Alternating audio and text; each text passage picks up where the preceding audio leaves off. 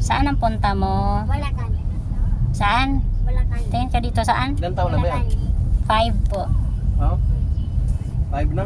Opo, kaka 5 pa lang. Di bata ka pa nag-asawa? Hindi 30 plus na, sawa. Para sukahan mo yung mga dumaraan.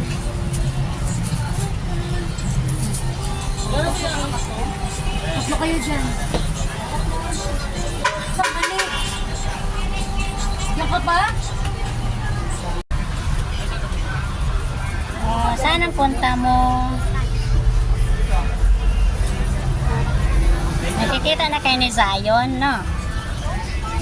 Ni Zion ang kikitaan ni Hiyo. Gagawa niya ng paraan yun. Parang style kila unang sa labas.